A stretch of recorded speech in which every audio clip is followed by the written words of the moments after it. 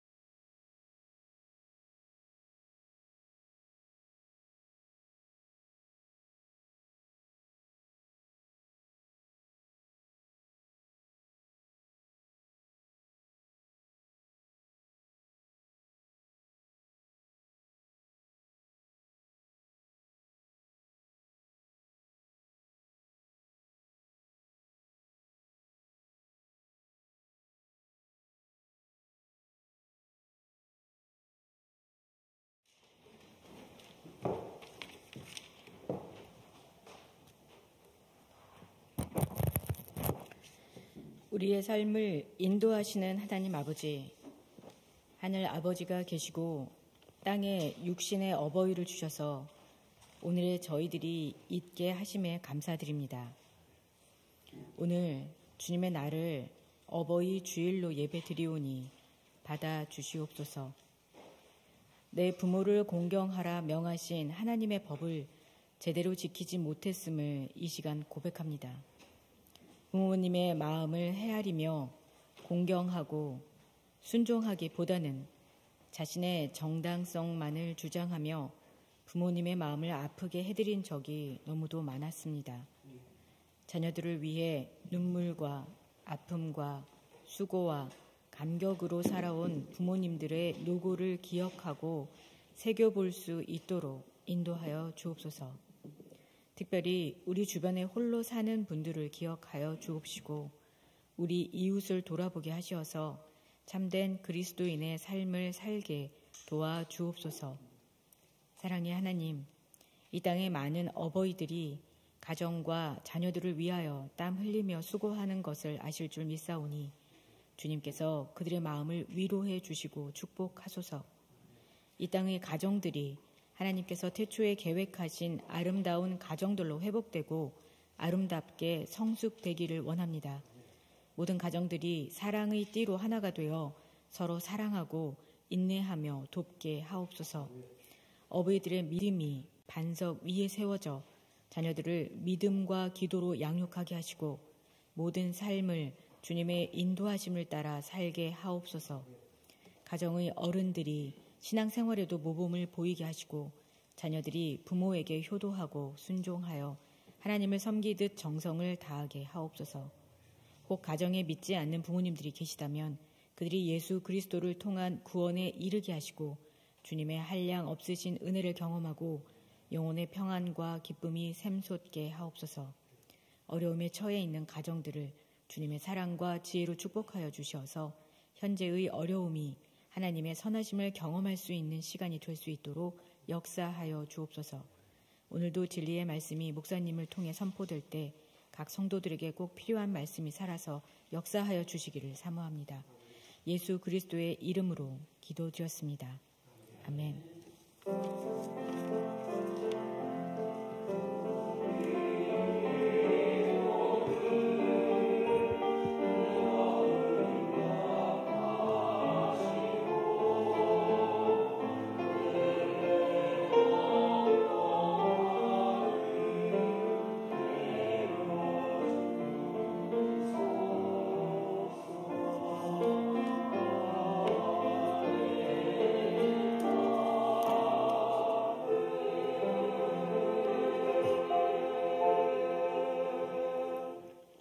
교회 소식 여러분에게 알려드립니다. 오늘은 어버이 주일입니다. 낳으시고 기르신 부모님들 기억하고 감사하는 그런 날입니다. 저희들 낳아주신 부모님께 참 감사합니다. 오늘 우리 이렇게 축하하기 위해서 여선교에서 떡을 마련했군요. 그리고 속회부서에서 같이 포장하고 나눠지는 일을 감당하고 있습니다. 이따 나가실 때 떡을 꼭 가지고 가시면 좋겠습니다. 혹시 온라인으로 예배 참석하시는 성도님들 중에서 예배 끝나고 교회에 오시면 받아 가실 수 있다고 합니다.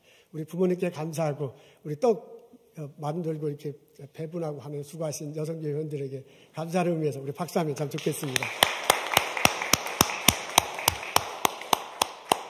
주일 오후에 성경 공부를 또 하나 개설합니다. 온라인으로, 아직까지는 온라인으로 합니다. 2시부터 4시 사이에 한다고 그러네요. 신앙의 토대라는 교재를 가지고 합니다. 우리 최한필 집사님, 한동원 목사님에게 문의하시면 됩니다. 많은 분들 참여하시면 참 좋겠습니다. 여성교회에서 워크숍이 있대요. 5월 18일 오전 10시부터 11시 반까지 재봉틀로 어떻게 옷을 만드는가 하는 것에 대해서 안내하는 실제로 프랙티스하는 워크숍이 있는 모양입니다. 거기서 제작된 옷은 아프리카에 있는 소녀들을 위해서 나누어 준다고 합니다. 많은 분 참석하시면 참 좋겠습니다. 5월 15일 오후 7시 40분에 그 여성교회 원례회도 있습니다. 여러분 중고등부 전도사님을 계속 찾고 있습니다. 기도해 주시면 고맙겠습니다. 그렇지만은 중고등부 예배 드리고 있어요. 지금 밑에서. 그리고 토요일 날 액티비티를 하고 있습니다. 그러니까 중고등부 자녀 있는 부모님들은 지금 온라인으로 참석하신 분들도 있을 텐데 꼭 중고등부 보내주시면 고맙겠습니다. 와서 같이 예배드리고 활동하고 하면서 신앙 안에서 자라는 그런 계기가 됐으면 참 좋겠습니다. 오늘 예배 참석하신 여러분 감사해요. 근데 대체로 이렇게 뒷부분에 앉으시는데 좀 이 앞부분으로 오시면 어떨까 모르겠습니다. 특히 요 자리는 그냥 텅 비어 있어요. 그러니까 이게 다음 주부터는 뭐 지금 막 오기란 얘기는 아니고 다음 주부터는 뒤에 앉지 마시고 이 앞부분부터 이렇게 앉으면 좀 이렇게 퍼져 있기 때문에 좀 더 낫지 않을까 그런 생각도 듭니다. 여기가 금당자리인데 왜 여기를 안 앉으시려고 하는지 너무 양보하시지 마시고 함께 앉으시면 참 고맙겠습니다. 여러분 만나서 반갑습니다. 온라인으로 예배 참석한 여러분도 환영합니다. 우리 일어나셔서 같이 인사 나누도록 하겠습니다. 네, 악수를 하지 말고요. 서로 옥례하면 좋겠습니다. 반갑습니다. 어서 오십시오.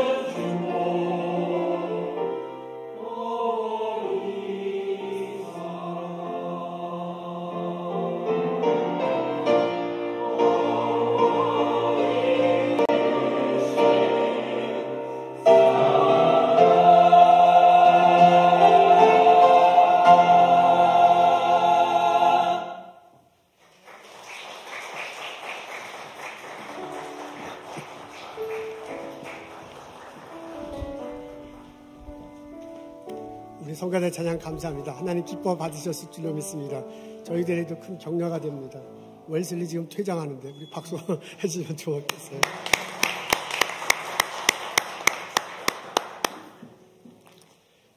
오늘 저희들 읽을 말씀은 신명기 5장 16절입니다.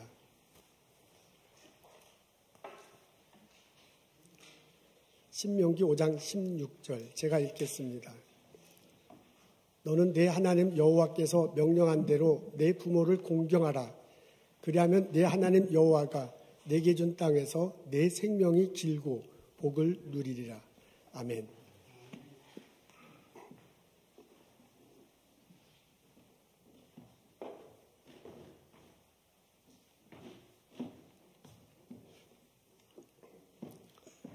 오늘은 어버이 주일입니다. 낳으시고 기르신 부모님 생각하고 감사하는 날입니다. 이런 날에는 만감이 교차합니다.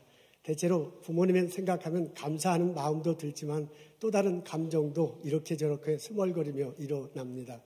그리움도 있을 것이고요. 아쉬움도 있을 것입니다. 어떤 분들은 후회하는 마음도 있을 것이고요. 그리고 미움 같은 것도 있고 혹시나 그런 분이 있을지 모르지만 증오심 같은 것도 부모님 생각하면 스멀거리며 떠오를지 모릅니다.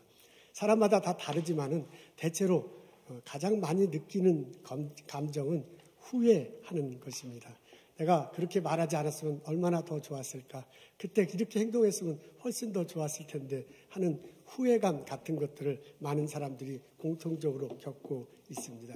조선시대 유학자 송강정철이 쓴 시조에 이런 것이 있습니다. 오늘날 이제 한문으로 된 건데 한글로 이렇게 쉽게 풀어놨네요. 어버이가 살아계실 때 섬기는 일을 잘 하여라. 돌아가신 후에 슬퍼한들 무엇하리. 평생에 다시 못할 일이 부모 섬기는 일뿐인가 생각하노라. 이게 조선시대 때 유학자가 쓴 글인데요. 여기에도 보면 후회가 담겨 있습니다. 그때나 지금이나 부모님 생각하면 우리들 마음속에 떠오르는 여러 가지 감정이 있는데 가장 공통적으로 떠오르는 것이 후회인 듯 합니다. 오늘은 부모님 주일입니다. 여러분 어떻습니까? 어머님, 아버님 생각하면 감사의 마음이 많습니까? 아니면 후회의 마음이 짙습니까? 오늘 저희들은 신명기에 있는 말씀을 읽습니다. 신명기는 이스라엘 백성들이 가나안 땅에 들어가기 전에 모세가 이스라엘 백성들에게 설교한 내용을 모아놓은 것입니다. 그 중에 한 부분이에요. 모세가 시내산에서 받은 십계명을 다시 한번 이스라엘 백성들에게 알려주면서 가나안 땅에 들어갔을 때 어떻게 살는지 권면하고 있습니다. 그 중에 한 곳 읽습니다. 16절에요. 앞에 있는데 우리 다 같이 한 목소리로 읽겠습니다. 시작. 너는 내 하나님 여호와께서 명령하신 대로 내 부모를 공경하라. 그리하면 내 하나님 여호와가 내게 준 땅에서 내 생명이 길고 복을 누리리라. 아멘. 이 구절을 보면 내 부모를 공경하라라는 단어가 문구가 명령어가 눈에 들어옵니다. 공경하라. 공경은 한자어예요. 공손하게 섬기라라는 그런 뜻을 가지고 있습니다. 이렇게 명령을 하면서 왜 부모님을 공경해야 되는지 넌지시 모세가 언급한 것이 이 16절에 나와 있습니다. 첫 번째는 이런 내용입니다. 내 부모를 공경하는 이유는 그렇게 할 때 땅에서 내 생명이 길어지기 때문이다. 내 생명이 땅에서 길어질 것이니 내 부모를 공경하라고 권면합니다. 여기 보면 생명이라는 단어가 나오네요. 부모와 자녀 간에는 생명을 주고 나눈 관계입니다. 부모님이 낳아서 오늘날 내가 이 땅에 있게 된 것입니다. 인간은 처음 태어났을 때 아무것도 할 수 없는 그런 존재입니다. 인간도 동물이기 때문에 다른 동물들과 비교해보면 정말 태어나자마자는 아무것도 할 수 없어요. 다른 동물들은 태어날 때 그 가죽의 털, 자기들의 그 옷을 갖고 태어난 거랑 똑같지요. 어쨌든 털옷을 입고 동물들은 이렇게 태어나는데 우리 인간들은 맨살로 태어나잖아요. 그리고 그것에 옷을 입혀주지 않으면 곧 죽을 정도로 이렇게 돌보지 않으면 죽을 정도로 그런 모습으로 태어납니다. 동물의 왕국 이런 그런 다큐멘터리를 보면 어떤 동물은 기린도 그렇더라고요. 나오자마자 이렇게 서요. 그리고 막 이렇게 꽁충꽁충 뛰어다녀. 그것도 참 신기한데 그런 동물들이 있더라고요. 그에 반해 인간은 태어나자마자는 뛰어다니기는 무슨 뛰어다녀. 걸어다니지도 못하고 엎어지지도 못하잖아요. 그러니까 만져주고 쓰다듬어 주지 않으면 그대로 죽는 게 인간이라는 그런 동물입니다. 그러니까 태어날 때부터 어머님이, 아버님이, 부모님이 보살펴 주지 않으면 그대로 죽는 것이 인간입니다. 생존하기가 참 어렵습니다. 그 인간들이 자라고 나서도 부모의 손길이 너무너무 필요합니다. 그 수렵시대 때는 그 아버님, 어머니들이 나가서 동물을 잡아다가 가지고 와가지고 그것을 먹여줘야 먹을 수 있습니다. 그 농사 시절 할 때는 부모님이 나가서 농사를 짓고요. 그 다음에 곡식을 거두어와야 그것을 가지고 자식들이 먹고 자랄 수 있었습니다. 지금은 부모님들이 나가서 돈을 벌죠. 그리고 그 돈 버는 가지고 먹을 것을 사오죠. 그렇게 하고 나서 그것을 먹으면서 생존할 수 있습니다. 이런 식으로 생각해 보면 인간은 태어나고 자라는 데 있어서 철저하게 부모님에게 종속되어 있어요. 부모님이 돌보지 않으면 태어나자마자 그냥 죽는 거야. 그렇죠? 그리고 부모님이 먹여주시고 길러주지 않으면 자라나기가 상당히 어렵습니다. 그래서 지금 오늘 모세에 말한 거고 너 부모를 공경하라 라고 그렇게 얘기하는데요.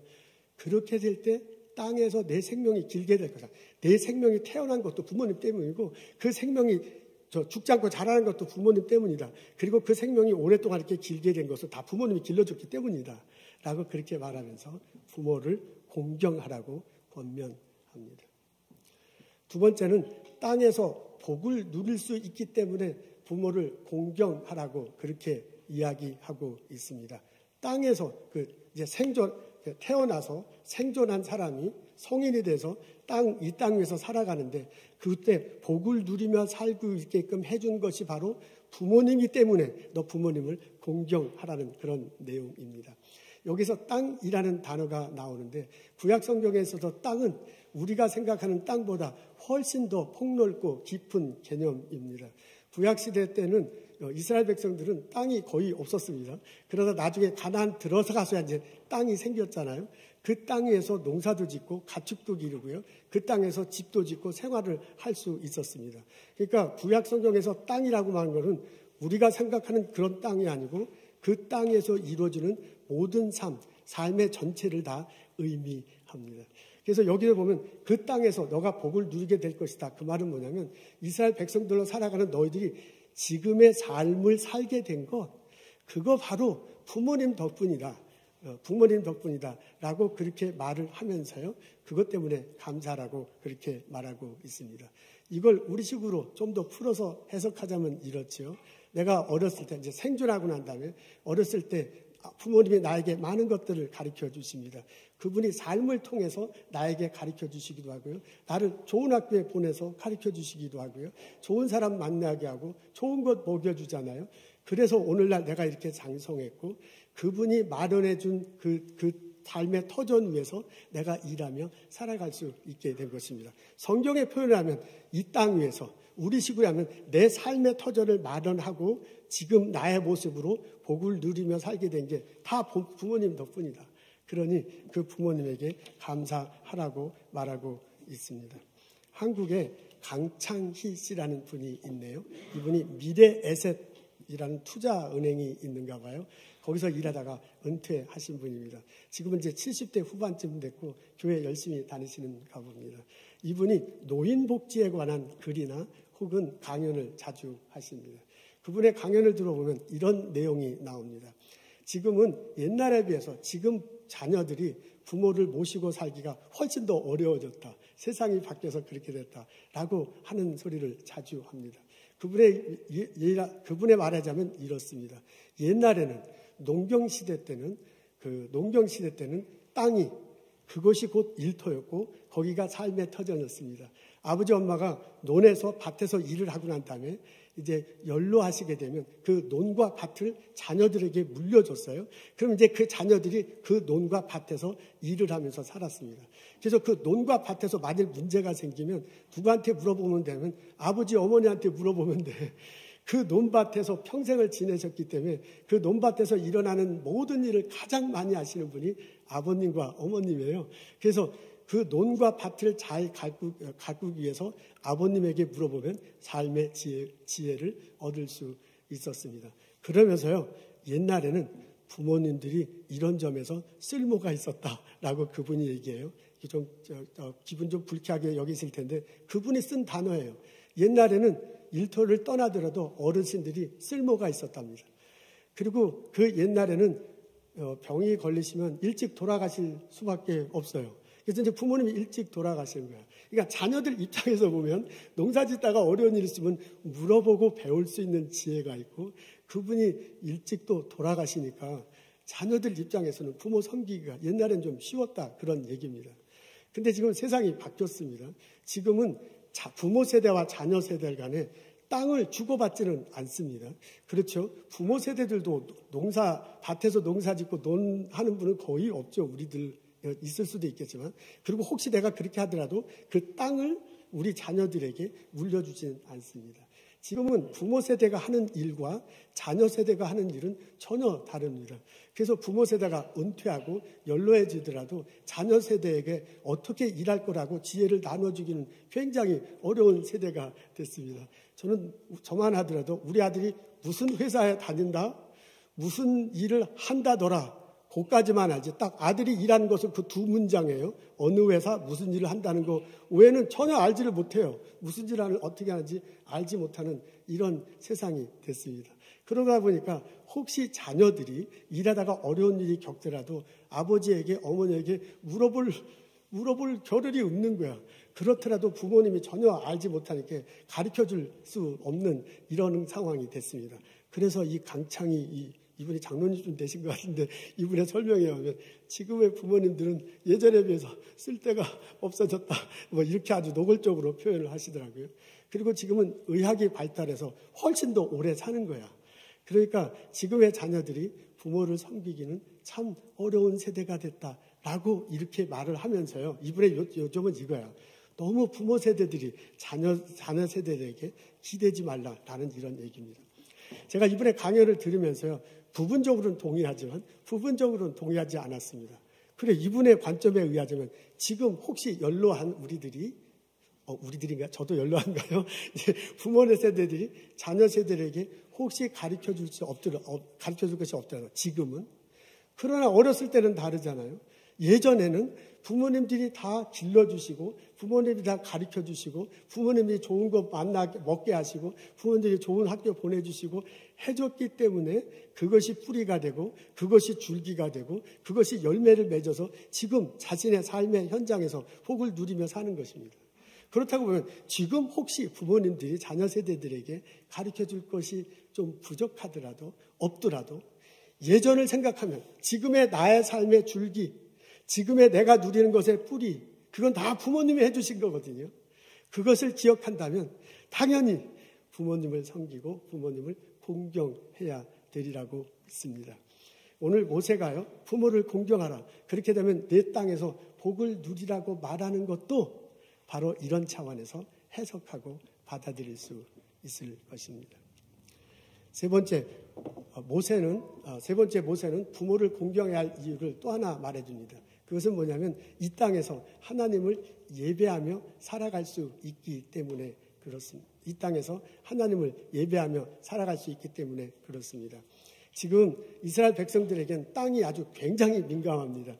예전에는 땅이 없었다가 이제 땅이 생겼죠. 그리고 그 땅도 아주 우리들 사는 땅에 비하면 굉장히 조그매요.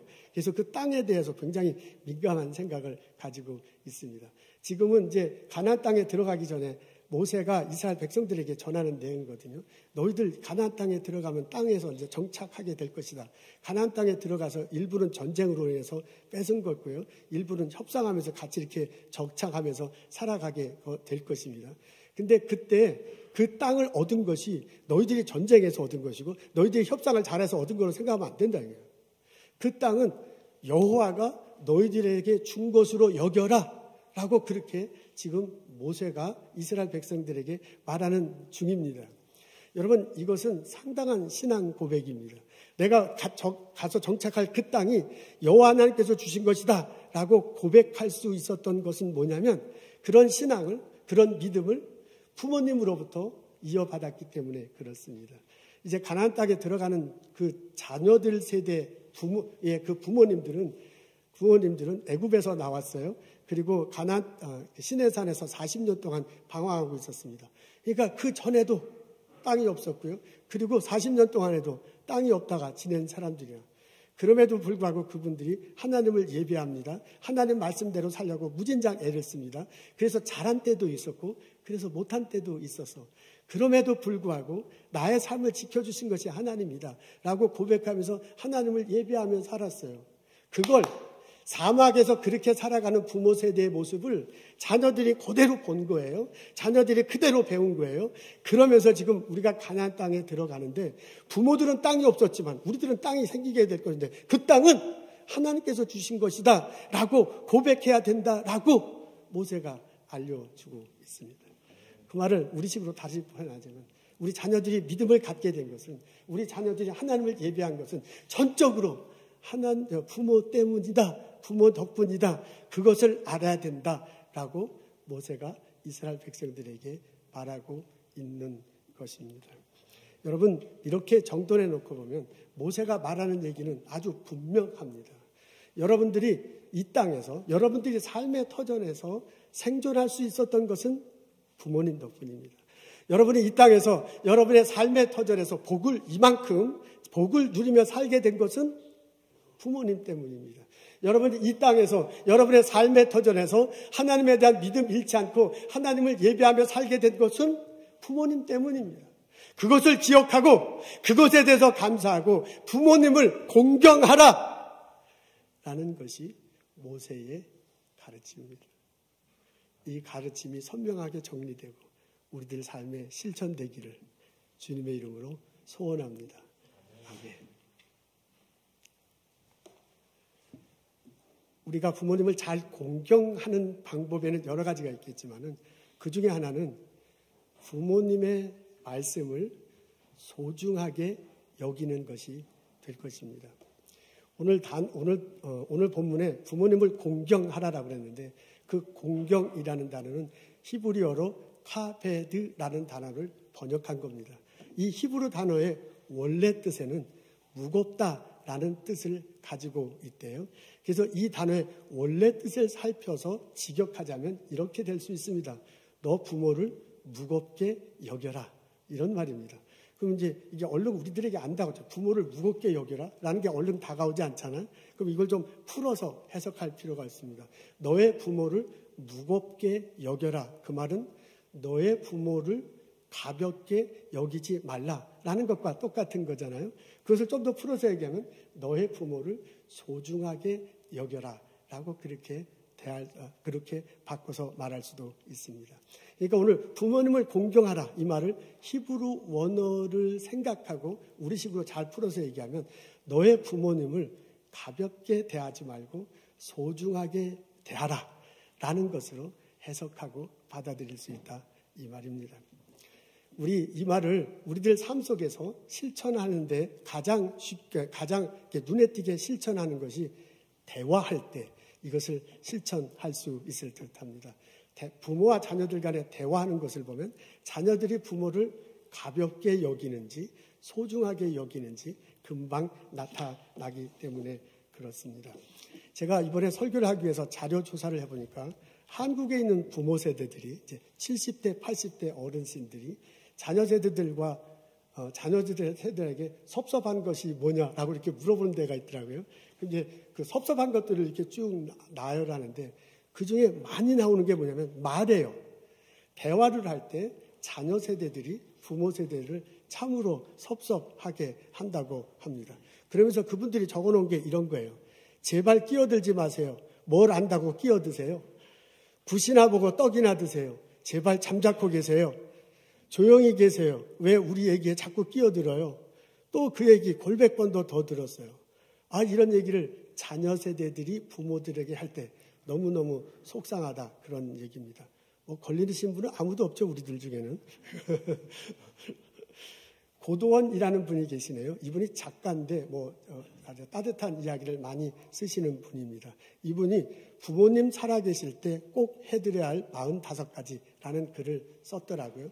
45가지는 부모님 살아계실 때, 돌아가시면 아무 소용이 없어. 살아계실 때 하면 좋겠다고 적어놨습니다. 제일 먼저는 용돈 드려라 이런 거예요. 이렇게 이제 구체적으로 나오는데 저한테 눈길을 끈 것은 37번째예요. 제법 뒤에 있는 건데 저는 그게 굉장히 눈길이 들었습니다. 37번째 이렇게 적었습니다. 결정하기 전에 여쭤보라. 부모님한테 여쭤보라는 거예요. 어느 부모님이든 자기 자식에 대해서만은 참으로 놀라운 직관을 가지고 계십니다. 인생을 먼저 산 이의 지혜에 지극한 자식사랑같이 덧붙여 자식들이 미처 감지하지 못한 일을 감지하고 당사자들보다 훨씬 깊은 판단을 내려주십니다. 그래서 자식들이 어떤 일을 결정하기 전에 한 번쯤 부모님에게 여쭈어 보는 것이 아주 좋습니다. 그것이 부모님을 즐겁게 해드리기도 하고 그 부모가 주는 지혜가 실제로 자녀들 삶에 결정적인 도움이 될 때가 많기 때문에 그렇습니다. 혹시 너무 부모님이 연로하셔서 판단이 흐트러지고 말을 잘 못하시면은 그런 상황에 있더라도 자녀들이 부모님에게 이렇게 얘기하래요. 내가 이렇게 하려고 하는데, 이렇게 결정하려고 하는데 어떠십니까? 라고 물어보래요. 그러면 부모님이 연로하셔갖고 판단력이 흐려져갖고 잘 대답을 못해. 그러하시더라도 자녀들이 물어봤다는 것 때문에 부모님이 행복하다는 거예요. 자녀들이 물어봤기 때문에 본인들에는 상당히 그 존재감을 확인한다라고 그렇게 적혀 있습니다. 저는 이 대목이 굉장히 마음에 와 닿습니다. 모세가 부모님을 공경하라는 것을 여러 가지 다른 것으로 해석하고 적용할 수 있습니다. 근데 그 히브리 원어의 뜻을 이렇게 밝히자면 무겁게 여기라는 거거든요. 가볍게 대하지 말고 소중하게 대하라는 거거든요. 이것을 우리 한국 사람들, 부모와 자녀들 간에 가장 실천할 수 있는 게 그 말인가 봐요. 대화인가 봐요. 그러니까 부모와 자녀 간에 대화할 때 자녀들이 부모의 말을 함부로 대하지 말고 가볍게 여기지 말고 소중하게 여기십시오. 그렇게 될 때 부모로부터 많은 것을 얻을 수 있다 그 말입니다. 그렇게 될 때 부모로부터 생존할 수 있는 지혜를 얻게 될 것이다. 그렇게 될 때 부모로부터 이 삶을 복되게 사는 지혜를 얻게 될 것이다. 그렇게 될 때 부모로부터 하나님을 예배하는 신앙을 그 지혜를 얻게 될 것이다. 라고 모세가 알려주는 것으로 해석하고 받아들일 수 있다 그 말입니다. 부모님에게 진지하게 대화하고 부모님의 말씀을 소중하게 대하는 나와 여러분 되시기를 주님의 이름으로 축원합니다. 아멘. 부모님 공경은 곧 나의 삶을 풍요롭게 하고 그리고 내 신앙을 깊게 합니다. 오늘 모세의 가르침을 곰곰이 생각해 보면 모세의 가르침 속에 이렇게 깊은 층이 있어요. 단지 부모님 공경하라로 끝나는 것이 아니야. 그 부모님을 공경할 때 나의 땅에서, 구약시대에는 땅이죠. 지금은 우리들의 삶의 터전에서 내가 생존하고 복을 누릴 거래. 다른 말로 얘기하면 부모님을 잘 공경할 때 내가 내 삶 속에 풍요로운 삶을 살 거래요. 그걸로 끝나지 않네요. 그것이 여호와 하나님의 명령이래요. 그 말은 뭐냐면 부모님 공경하는 것과 내 삶을 풍요롭게 하는 것과 나의 신앙은 서로 연결되어 있는 것입니다. 그렇게 연결되어 있으면서 연동해요.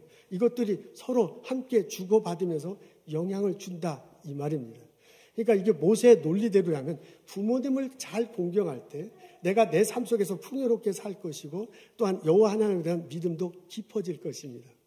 근데 내가 내 삶 속에서 부모님을 잘 섬기지 못할 때에는 삶 속에서 풍요로움을 덜 누리게 될 것이고 또 그만큼 여호와 하나님에 대한 믿음도 약해질 것입니다.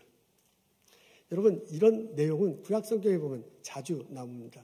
사무엘상 1장 2장에 보면 대제사장 엘리 이야기가 나옵니다. 그분이 대제사장이죠. 두 아들이 있었습니다.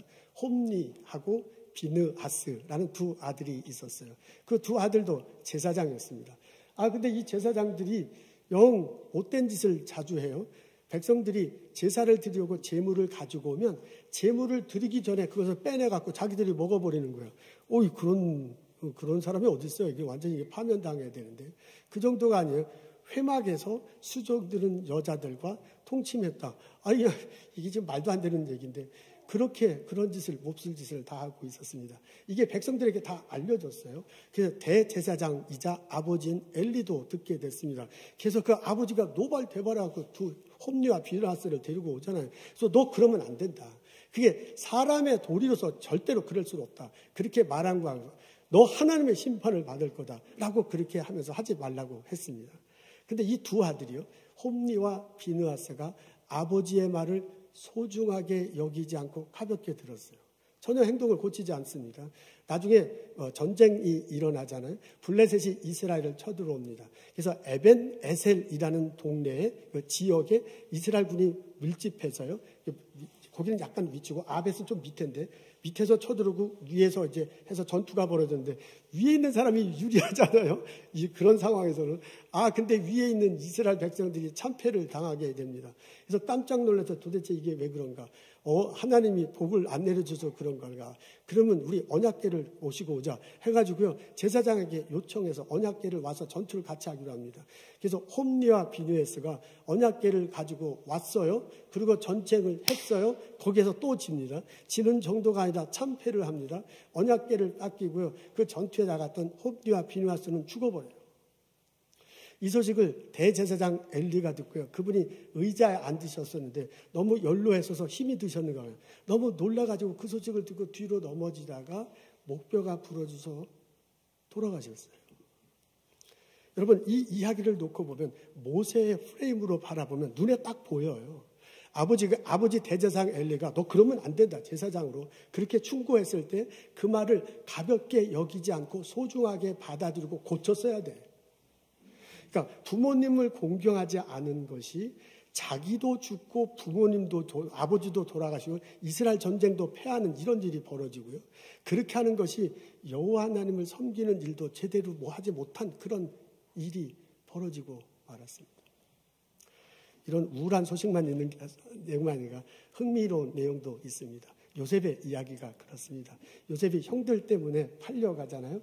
애굽에서 나중에 총리 대신이 됩니다. 7년 동안 풍년이 있었습니다. 그리고 7년이 이제 7년의 흉년이 다가왔습니다. 그 흉년은 애굽에뿐만 아니라 가나안에도 있죠. 그래서 가나안에 있는 요셉의 가족들도 먹고 살 길이 막막해졌습니다. 그래서 형들이 찾아오잖아요. 그럴 때 그 형들에게 앞으로 7년 동안 계속 흉년이 있을 거다. 그러니 당신들 거기 있으면 다 굶어 죽으니 내려오시오라고 하면서 첫 번째 뭐라면 아버지를 모시고 오시오예요.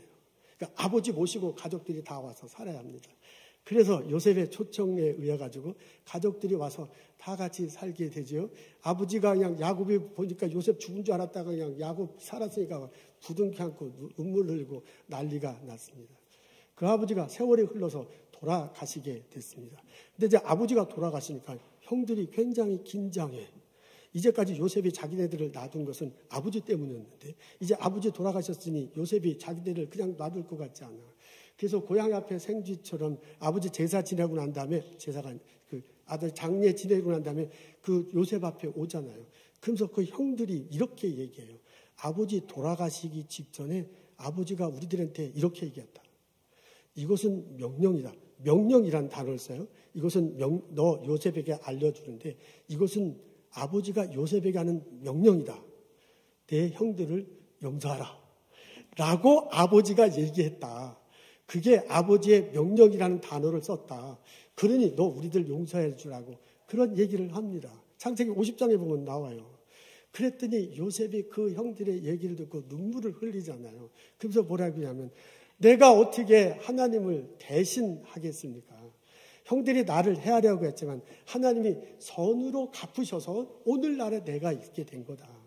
오늘날에 내가 있어서 우리 가족도 살고 애굽 백성들도 다 살도록 하나님께서 그렇게 만드셨다라고 그렇게 얘기를 합니다. 그래서 두려워하지 말고 나하고 같이 사십시오 라는 말하는 대목이 납니다. 그 후로 430년 동안 나중에 좀 힘들었지만 이스라엘 백성들이 이스라엘 무리들이 거기서 이제 행복하게 살아가는 계기를 마련하게 됩니다.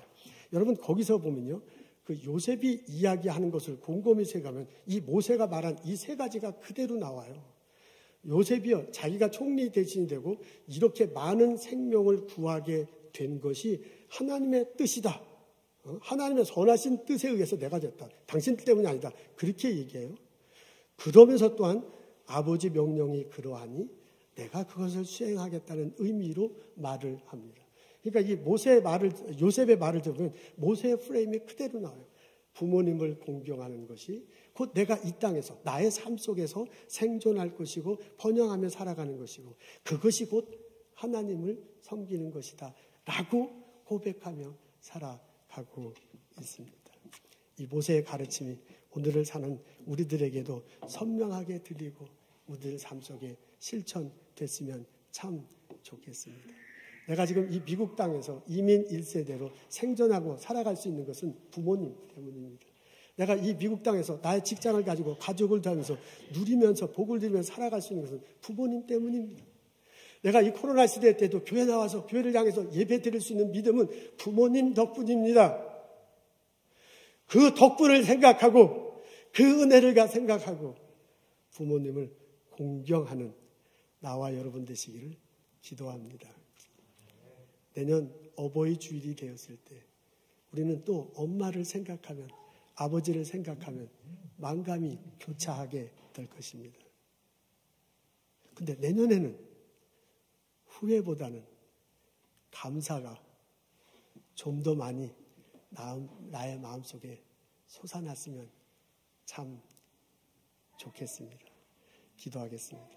하나님, 낳아주시고 길러주신 어머니, 아버님을 생각합니다. 그분 때문에 내가 살아있고 그분 때문에 내가 이 삶의 터에서 복을 누리고 있고 그분들로 인해서 내가 신앙 가지고 있었음을 고백합니다. 그 부모님 주심을 감사합니다. 그 부모님 사랑합니다. 소중하게 여기는 마음으로 대화를 나누고 서로 사랑하며 지낼 수 있도록 저희들 인도하여 주옵소서. 예수님 감사합니다. 예수님 이름으로 기도합니다. 아멘.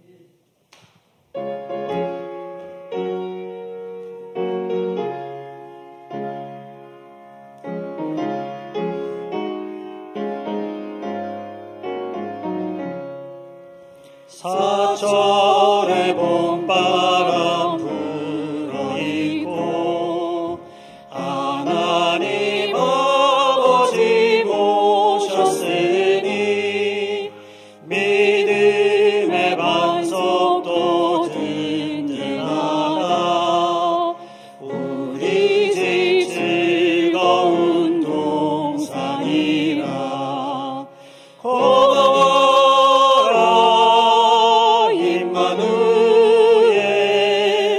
예수만 섬기는 우리 집 고마워라 임마누엘.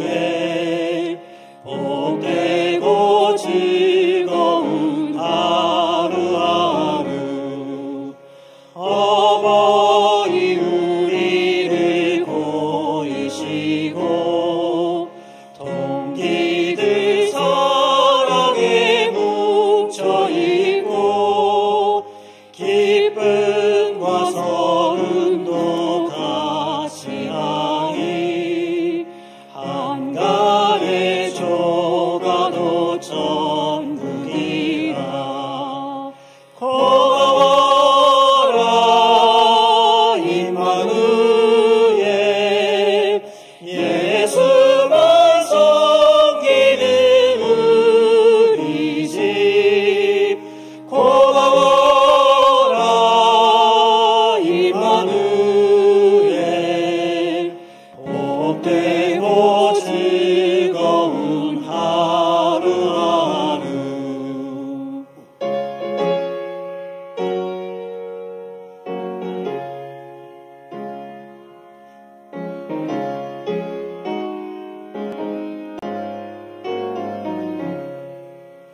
아침과 저녁에 수고하여 다 같이 일하는 온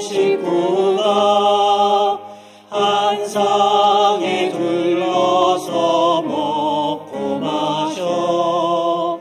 여기가 우리의 낙원이라. 고라 임마누엘, 예수만 섬기는 우리 집. 고라 임마누엘, 복되고 즐거운 하루하루.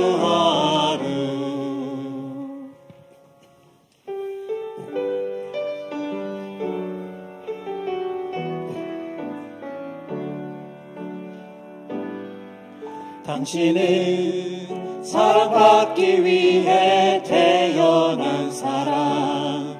당신의 삶 속에서 그 사랑받고 있지요. 당신은 사랑받기 위해 태어난 사람. 당신의 삶 속에서 그 사랑받고 있지요. 태초부터 시작된 하나님의 사랑은 우리의 만남을 통해 열매를 맺고, 당신이 이 세상에 존재함으로 인해 우리에게 얼마나 큰 기쁨이 되는지. 당신은 사랑받기 위해 태어난 사람. 지금도 그 사랑 받고 있지요. 당신은 사랑받기 위해 태어난 사람. 지금도 그 사랑 받고 있지요.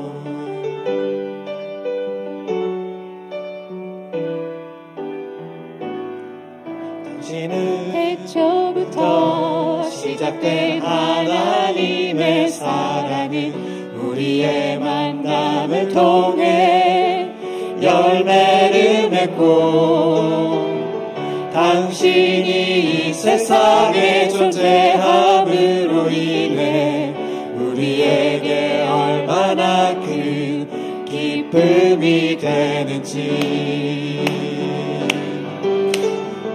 당신은 사랑받기 위해 태어난 사람.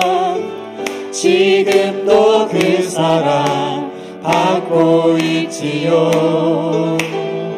당신은 사랑받기 위해 태어난 사람. 지금도 그 사랑 받고 있지요. 당신은 사랑받기 위해 태어난 사람. 당신의 삶 속에서 그 사랑받고 있지요. 당신은 사랑받기 위해 태어난 사람. 당신의 삶 속에서 그 사랑받고 있지요. 당신은 사랑받기 위해 태어난 사람. 지금도 그 사랑 받고 있지요. 당신은 사랑받기 위해 태어난 사람. 지금도 그 사랑 받고 있지요. 지금도 그 사랑 받고 있지요.